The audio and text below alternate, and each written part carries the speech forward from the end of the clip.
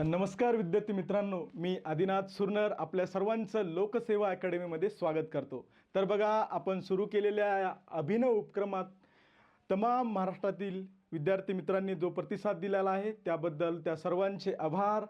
आजचं सेशन हे आपल्या राज्यसेवा मुख्य परीक्षेचं सुरुवात आहे असं म्हटलं तरी चालेल। संबंध महाराष्ट्रातील विद्यार्थ्यांसाठी असलेला क्युरिओसिटीचा विषय म्हणजे राज्यसेवा मुख्य परीक्षा 2025 पासून बदललेला नवीन अभ्यासक्रम। आता या नवीन अभ्यासक्रमामध्ये काय काय घटक आहेत, कोणकोणते विषय आहेत, त्या सर्व विषयांचं आपण चॅप्टर 1 मध्ये थोडक्यात माहिती पाहण्याचा प्रयत्न केलेला आहे। परंतु आजच्या सेशनमध्ये आपण काय करणार आहोत, आता मुख्य परीक्षेला असणाऱ्या 9 पेपर्सची आता येणाऱ्या सिरीजमध्ये हळूहळू काय करणार आहोत, चर्चा करणार आहोत। म्हणजेच थोडक्यात आपण ते सेशन डिकोड करणार आहोत। बघा, तर आता नवीन जे विद्यार्थी आहेत किंवा 2-3 वर्षापासून राज्यसेवेची तयारी करतात, परंतु आता कुठेतरी नवीन अभ्यासक्रम बदलल्यानंतर अनेक विद्यार्थी आता या नवीन अभ्यासक्रमानुसार अभ्यासाला सुरू करणार आहेत। त्यामुळे विद्यार्थी मित्रांनो, मनात कुठेतरी धाकधूक होत असतेच की बाबा मला हा अभ्यासक्रम झेपेल का किंवा मी हा करू शकेल का। तर मला या ठिकाणी एक सांगायचं आहे की मिल ही जाएगी मंजिल भटकते भटकते, गुमराह तो वो है जो घर से निकले ही नहीं। बघा, मला याद्वारे हेच सांगायचं आहे की तुम्ही म्हणजेच निर्भीडपणे तुम्हाला जर एक बनायचं आहे ना, निर्भीडपणे तयारी करा। कारण बघा, ज्या विद्यार्थ्यामध्ये कष्ट करण्याची ताकद असते, पेशन्स असतात, चिकाटी, धैर्य असतं, ते विद्यार्थी बघा कुठे ना कुठे आयुष्यात यशस्वी झाल्याचे आपल्याला दिसून येते। आता राज्यसेवेच्या बदललेल्या पॅटर्नमुळे काय झाले, आपल्याला महाराष्ट्रातल्या तमाम विद्यार्थी मित्रांना एक सुवर्ण संधी निर्माण झाली। आता काय होईल बघा, पुढे चालून अनेक विद्यार्थी आता तहसीलदार बनण्यासाठी येतील आणि काय सांगावे ते IAS देखील होतील, किंवा अनेक विद्यार्थ्यांचं स्वप्न असेल आता मला DYSP बनायचं, परंतु UPSC आणि MPSCचा स्लॅबस सेम असल्यामुळे आता ते विद्यार्थी कुठेतरी IPS होताना आपल्याला दिसून येतील। बघा, त्यामुळे कोणतीही चिंता बाळगायची नाही। अनेक विद्यार्थ्यांनी नवीन बदललेला अभ्यासक्रम आयोगाची जी अभ्यासक्रमाची कॉपी आहे चेक केल्यानंतर अनेक विद्यार्थ्यांना जाणवलं असेल की बाबा हा अभ्यासक्रम आमच्या तर आवाक्याच्या बाहेर आहे, आम्हाला या अभ्यासक्रमातील बऱ्याच संकल्पना समजलेल्या नाहीत। त्या विद्यार्थ्यांसाठी आपण या शॉर्ट इंट्रोडक्शन सिरीजच्या माध्यमातून स्लॅबस डिकोडिंग सेशन घेऊन आलेलो आहोत आणि या माध्यमातून आपण एकदम आपल्या गावाखेड्यातल्या मुलांना म्हणजे सोप्या भाषेत समजेल अशा पद्धतीने हे आपले सेशन खेळीमेळीच्या वातावरणात होणार आहे। त्यामुळे सर्वांनी, जे माझे विद्यार्थी मित्र हे सेशन पाहत आहेत, त्यांनी सुरुवातीला एक दीर्घ श्वास घ्या आणि रिलॅक्स राहण्याचा प्रयत्न करा। आजच्या सेशनमध्ये आपण राज्यसेवा मुख्य परीक्षेचे जे भाषेचे पेपर्स आहेत त्याबरोबर निबंधाचा पेपर कसा आहे, त्याचा अभ्यासक्रम का आहे, त्याची रचना कशा प्रकारची असेल याविषयी आपण काय करू, थोडक्यात माहिती पाहू। बघा, चला तर आपण सेशनला सुरुवात करू। तर बघा, आजच्या सेशनमध्ये आपला हा चॅप्टर 3 आहे, जे की आपल्या शॉर्ट इंट्रोडक्शनमधील चॅप्टर 3 आहे। त्यामध्ये आपण आतापर्यंत आपण मागच्या सेशनमध्ये प्रिलिमचा स्लॅबस बघितला, आता या सेशन्समध्ये आपण मुख्य परीक्षेचा स्लॅबसला सुरुवात केलेली आहे। तर आपण यामध्ये आपण राज्यसेवा मुख्य परीक्षेतील अभ्यासक्रमाची ओळख पाहणार आहोत। बघा, आता बघा, आयोगाने आपल्याला मुख्य परीक्षेचा अभ्यासक्रम प्रोव्हाइड केला, त्यामध्ये 9 पेपर्स आहेत। त्यामध्ये सुरुवातीला 2 लँग्वेजेसचे पेपर असतील आणि ते क्वालिफाईंग पेपर्स असतील। आता त्या क्वालिफाईंग पेपर्समध्ये आयोगाने आपल्याला काय स्लॅबस दिलेला आहे ते थोडक्यात पाहू। बघा, पेपर 1 मध्ये आयोगाने आपल्याला 300 गुणासाठी पेपर असेल, जो आपल्याला मराठीचा पेपर असेल, म्हणजे मराठी भाषेचा पेपर्स असेल आणि आयोगाने अशा प्रकारे स्लॅबस दिलेला आहे। आता अनेक विद्यार्थ्यांना हा स्लॅबस समजला बी असेल आणि काही जणांना समजलाही नसेल, परंतु सर्व विद्यार्थ्यांना हा स्लॅबस समजावा, त्याचबरोबर स्लॅबसमधील कोणकोणत्या घटकाला किती किती गुण आहेत हे सर्व समजावं, यासाठी आपण या स्लॅबसचं डिकोडिंग केलेलं आहे। ते अशा प्रकारे असेल। आता बघा, पेपर 1 काय असेल, मराठी भाषेचा पेपर हा काय आहे, क्वालिफाईंग आहे। यासाठी आयोगाने आपल्याला 300 गुण आणि 3 तासाचा कालावधी प्रोव्हाइड केलेला आहे। बघा, आता या पेपरचा विचार केला तर यामध्ये प्रमुख किती 6 घटक आहेत आणि त्या तत्पूर्वी एक गोष्ट मला सांगायची आहे की या 300 गुणापैकी आपल्याला ॲटलिस्ट 25% गुण मिळणे आवश्यक आहे। अदरवाईज आपले मुख्य परीक्षेचे इतर पेपर चेक्स केले जाणार नाहीत. त्यामुळे लँग्वेजेसच्या पेपरमध्ये विशेषतः मराठी आणि इंग्लिश जे 2 पेपर्स आहेत त्यामध्ये ॲटलिस्ट आपल्याला 25% गुण मिळणे आवश्यक आहे. आता मराठीचा विचार केला तर मराठीमध्ये बघा आपल्याला पहिला एक निबंध असेल त्या निबंधासाठी 100 गुण असतील. आपल्याला निबंध लिहायचा आहे, त्यावर 100 गुण असतील. त्यानंतर आपल्याला परिच्छेद दिलेले असतील, परिच्छेद म्हणजेच पॅसेज, त्याला 60 गुण असतील. बघा एक पॅसेज दिलेला असेल म्हणजेच कॉम्प्रेहेन्शन, त्यावर काही क्वेश्चन असतील. आपल्याला उत्तराचे आकलन करून त्याचे उत्तरं थेरॉटिकल लिहायचे आहेत. त्यानंतर सारांश लेखन ज्याला 60 गुण आहेत, वर कॉम्प्रेहेन्शनला देखील 60 गुण आहेत. आता सारांश लेखन म्हणजे काय, 1/3 करा, जे की आपण शालेय अभ्यासक्रमापासून शिकत आलेले आहोत, ज्यासाठी 60 गुण आहेत. त्यानंतर काही उतारे असतील ज्याला आपल्याला मराठीमध्ये ट्रान्सलेट करायचे, त्याला 20 गुण असतील. आणि इतर दुसरा एक उतारा असेल जो इंग्रजीमध्ये आपल्याला भाषांतरित करायचा आहे, त्याला देखील 20 गुण असतील. आणि त्यानंतर परिपाठ आणि शब्दसंग्रहावर आपल्याला काही प्रश्न विचारले जातील, त्याला 40 गुण आहेत. आता यावरून सर्व विद्यार्थी मित्रांना कळालं असेल की बाबा मराठीच्या पेपरमध्ये, क्वालिफाईंग पेपरमध्ये आपल्याला नेमकं काय करायचं आहे, ज्यामध्ये आपल्याला निबंध लिहायचा आहे, परिच्छेदाचं आकलन करायचं आहे, त्यानंतर सारांश लेखन करायचं आहे, पुढे ट्रान्सलेशन म्हणजे भाषांतर करायचं आहे, एक मराठी भाषांतर, एक इंग्रजी भाषांतर, त्यानंतर परिपाठ आणि शब्दसंग्रहावर आपल्याला प्रश्न विचारणार आहेत. आणि आपल्या सर्वांचं मराठी माध्यम असल्यामुळे आपल्याला हा पेपर सोडवायला तितकं अवघड जाणार नाही.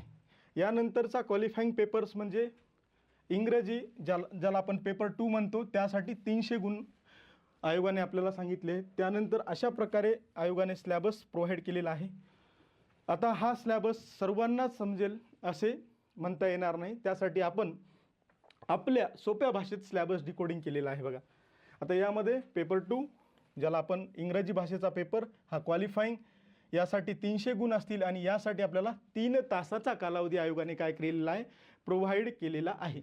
आता यामध्ये देखील मराठीप्रमाणेच जेमतेम रचना पाहायला मिळते. यामध्ये आपल्याला 100 मार्कासाठी एसे असतील. त्यानंतर 75 मार्कासाठी आपल्याला काय असेल, कॉम्प्रेहेन्शन ऑफ गिवन पॅसेज, म्हणजे एक पॅसेज दिलेला असेल इंग्रजी भाषेचा आणि त्यावर काही प्रश्न विचारलेले असतील, त्या आपल्याला त्या परिच्छेदाचं आकलन करून त्या प्रश्नांची उत्तरे इंग्रजीमध्ये लिहायची आहेत. जसे आपण सीसॅटच्या पेपरमध्ये काय करतो, मार्क करतो. आता इथं आपल्याला मार्क करायचं नाही, तर आपल्याला काय करायचं आहे, त्या परिच्छेदावरील प्रश्नांची उत्तरे लिहायची आहेत, ती बी आपल्या भाषेमध्ये. त्यानंतर प्रेसी रायटिंग असेल, ते 75 मार्कासाठी असतील. आता एक पॅसेज दिलेला असेल, त्याचं आपल्याला प्रिसाईजमध्ये करायचं आहे आणि त्यासाठी आपल्याला 75 मार्क्स आहेत. त्यानंतर या पेपरमध्ये व्होकॅब्युलरीचे वेटेज जास्त असताना दिसतं, जी 2 पार्टमध्ये आहे आणि ज्याला 25-25 मार्क असतील. आता अनेक विद्यार्थी बघा, लँग्वेजेसचे पेपर तर क्वालिफाईंग आहेत, मला यासाठी तितका अभ्यास करण्याची गरज नाही असे म्हणून दुर्लक्ष देखील करू शकतात.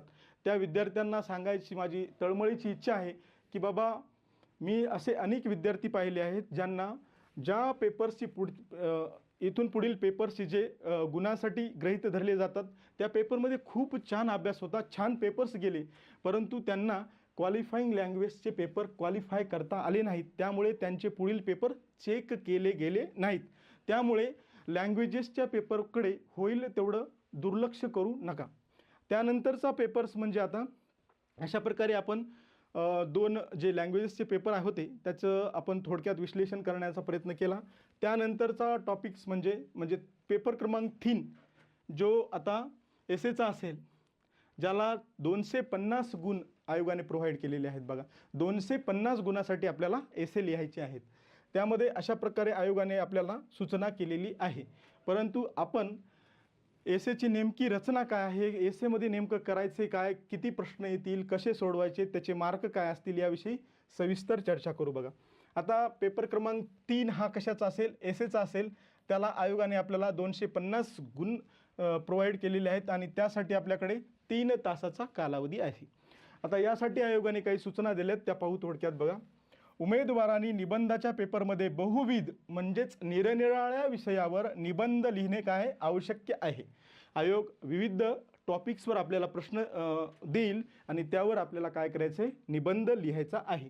त्यानंतर निबंधाच्या विषयाची सुसंगत मांडणी करणे, क्रमवार संकल्पनाची मांडणी करणे, संक्षिप्त लेखन करणे उमेदवाराकडून काय आहे, अपेक्षित आहे. आता आयोगाच्या आपल्याकडून म्हणजेच उमेदवाराकडून एसेच्या पेपरमध्ये 3 अपेक्षा आहेत, ज्यामध्ये सुसंगत मांडणी करणे, त्यानंतर ज्या एसे दिलेला आहे आपल्याला त्या एसेची एक क्रमवार मांडणी करणे, त्यानंतर संक्षिप्त लेखन करणे म्हणजे किती बी लिहायचं नाही, त्याला शब्द मर्यादा आहे. त्यानंतर आता आयोगाने आपल्याला सांगितलं की एसेसाठी आम्ही 250 गुण प्रोव्हाइड केलेले आहेत, तुम्हाला निबंध लिहायचे आहेत, पण नेमके किती निबंध लिहायचे आहेत याविषयी आपण चर्चा करू. आता बघा, एसेमध्ये 2 सेक्शन असतील. एक भाग म्हणजे सेक्शन ए म्हणू शकतो.